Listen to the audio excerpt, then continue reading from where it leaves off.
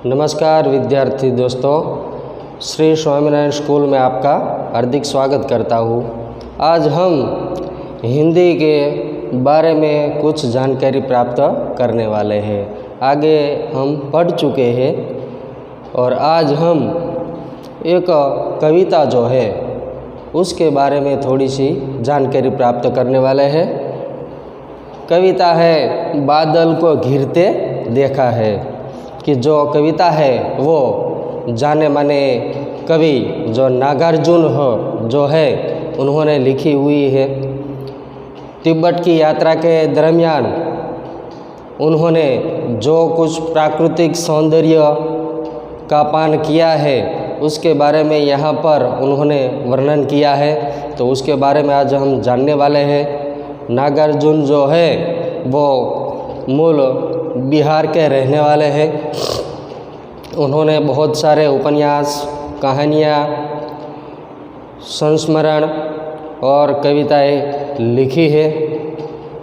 तो उनकी जो कविता एक जो है बादल को घिरते देखा है, हिमालय का जो प्राकृतिक सौंदर्य है उनके बारे में यहाँ पर हम जानने वाले हैं। तो आइए हम देखते हैं कि उन्होंने जो हिमालय जो है उसका प्राकृतिक सौंदर्य का वर्णन किस तरह किया हुआ है, तो उसके बारे में हम जानते हैं। यहाँ पर ये उनका पूरा जो काव्य जो है वो लिखा हुआ है और यहाँ उनके जो शब्द जो है उनका अर्थ भी दिया गया है, तो हम जानते हैं। अच्छी तरह से दोस्तों ध्यान रखना। अमल धवल गिरी के शिखरों पर बादल को घिरते देखा है, छोटे छोटे मोती जैसे उसके शीतल तुहिन कणों को मान सरोवर के उन स्वर्णिम कमलों पर गिरते देखा है, बादलों को घिरते देखा है।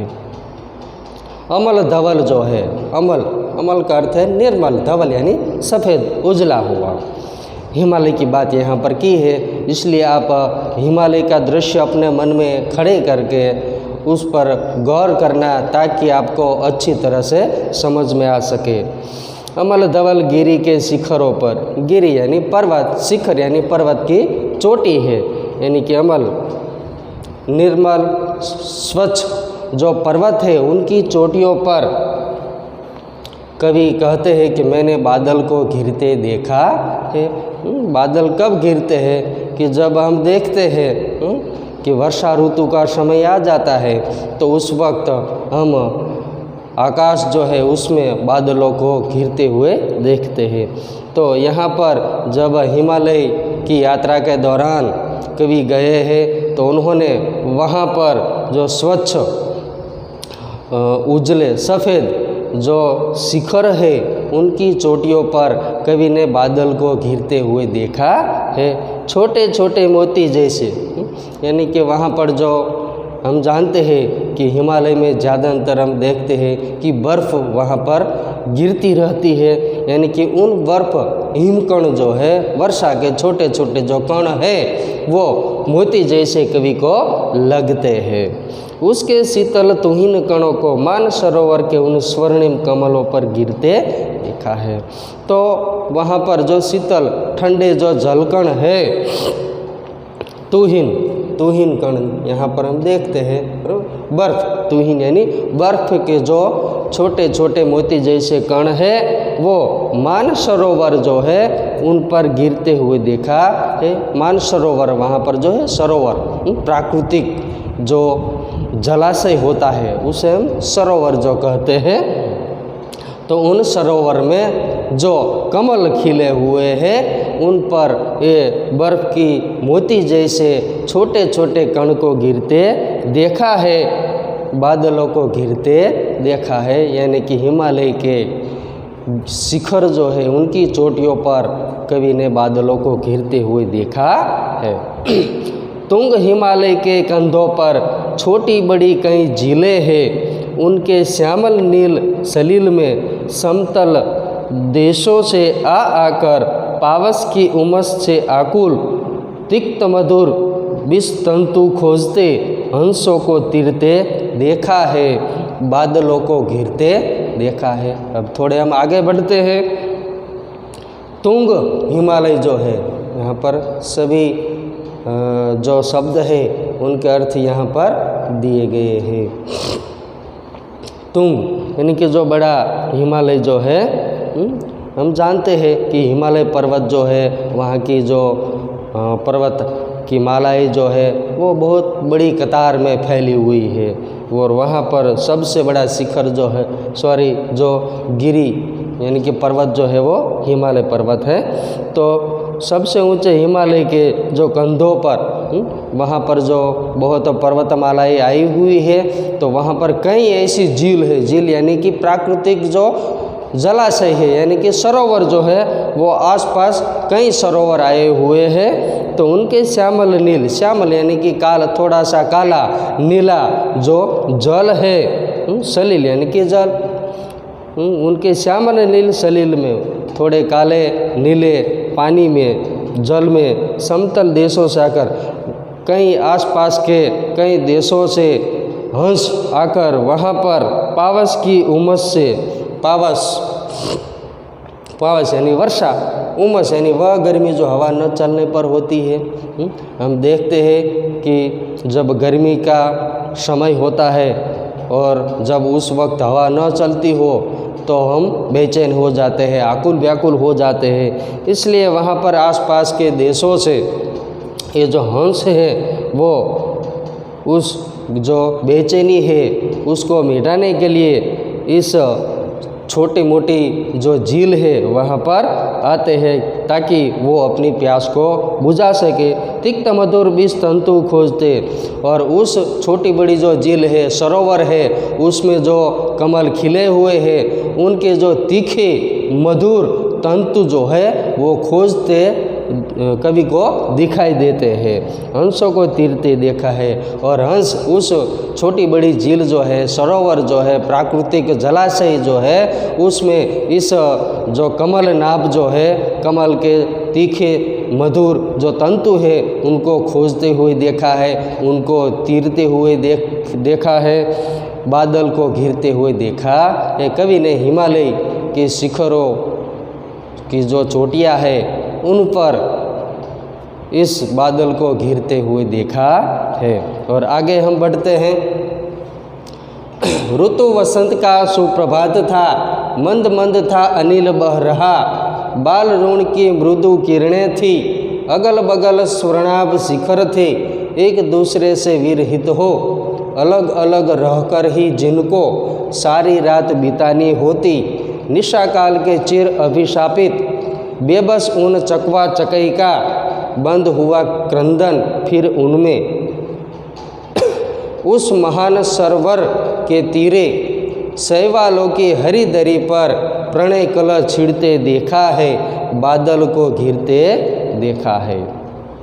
अब यहाँ पर कवि जो प्राकृतिक सौंदर्य जो है उनका वर्णन करते हुए आगे बढ़ते हैं कि वसंत ऋतु है और उनका सुप्रभात था। सुप्रभात यानी अच्छी जो सुबह होती है, वो जब पर्वत जो होते हैं, शिखर होते हैं, उनके बीच जब सुबह होती है, सूर्य का जो लाल गोला होता है वो धीरे धीरे जब बाहर निकलता है, यानी कि जो अच्छी सुबह होती है, तब सूर्य की जो किरणें होती है वो सुनहरी दिखाई देती है, और उनकी सुनहरी किरणें आसपास यानी कि ज़मीन पर पड़ने से सारी चीज़ें, सारी ज़मीन वो सुनहरी दिखाई देती है। और इन झीलों पर पड़ने के कारण, उन झीलों में कमल होने के कारण, उन पर भी सूर्य की रोशनी किरणें पड़ने के कारण वो सब सुनहरा सोने जैसा दिखाई देता है। मंद मंद था अनिल बह रहा, मंद मंद धीरे धीरे, अनिल यानी कि पवन, हवा जो है, मंद मंद पवन बह रहा था, मंद मंद यानी कि धीमे धीमे हवा चल रही थी। बाल ऋण की मृदु किरणें थी, बाल ऋण यानी कि छोटा जो गोला है, सुबह जब होती है, सुबह का सूर्य, सुबह का जो सूर्य होता है, उनकी स्वर्णाभ सोने जैसी किरणें जी थी, वो आसपास के जो कमलनाभ है, कमल है, झील है, पर्वत है, उन पर पड़ रही थी। एक दूसरे से विरहित हो, अलग अलग रहकर ही जिनको सारी रात बितानी होती, निशा काल के चिर अभिशापित बेबस उन चकवा चकई का।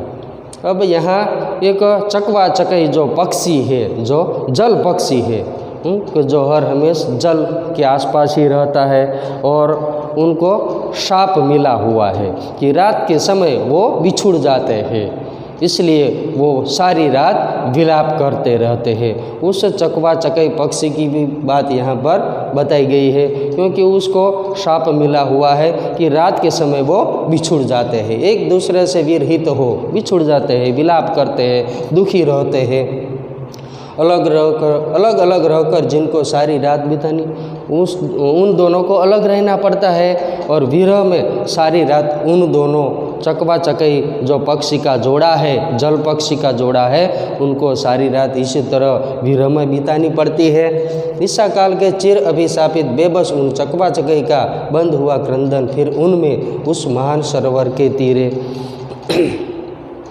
निशा काल रात्रि का समय है, लंबे समय से जो रात्रि है, उस रात्रि के पूर्ण होने के बाद उन दोनों चकवा चकई पक्षी जो है, उन दोनों का जो विलाप है वो दूर हो जाता है, लेकिन उसे तो शाप मिला हुआ है कि रात के समय उन दोनों को बिछुड़ना पड़ता है, सारी रात विरह में काटनी पड़ती है, बितानी पड़ती है। बंद हुआ क्रंदन उनमें, और उनका जो क्रंदन विलाप है वो सुबह होते ही दूर हो जाता है।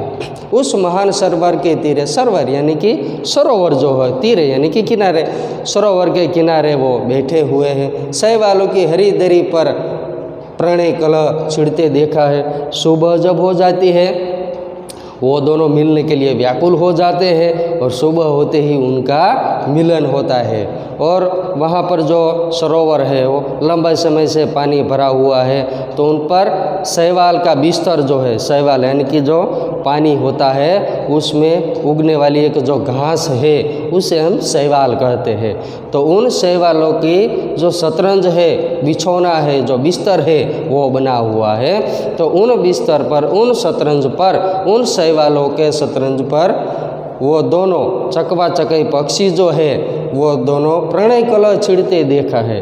प्रणय कलह जो है, प्रणय कलह जो, प्रणय यानी प्रेम, कलह यानी कि झगड़ा, विवाद है, क्योंकि सुबह जब होती है दोनों का मिलाप होता है, मिलन होता है, तो वो दोनों पक्षी जो है वो मीठा जो झगड़ा है, प्रेम का झगड़ा जो है, विवाद है, वो करते हुए भी यहाँ कवि जो है उन्होंने देखा बादल को घिरते देखा है। कवि कहते हैं कि मैंने इस हिमालय जो पर्वत है उनकी चोटियों पर मैंने बादल को घिरते देखा है। अच्छी तरह से याद रखना कि जो प्राकृतिक सौंदर्य जो है वो ख़ास तौर पर हिमालय, तिब्बत की यात्रा के दरमियान जो यहाँ पर नागार्जुन जो कवि है उन्होंने अपने शब्दों में यहाँ पर हिमालय के सौंदर्य का, वहाँ पर जो आसपास आए हुए सरोवर, उस सरोवर में कमलनाभ, हंस और उसके आसपास चकवा चकई जो पक्षी है, उन सभी की बात यहाँ पर आपके सामने रखी है। अच्छी तरह से फिर एक बार पढ़ लेना ताकि आपको समझ में आ सके और आप भी इस कविता जो है उसे पढ़ना, समझने की प्रयत्न करना, उनके जो शब्द दिए हुए हैं उसे भी अच्छी तरह से पढ़ लेना ताकि समानार्थी पर्याय के रूप में भी आपको परीक्षा में पूछे जाते हैं। धन्यवाद।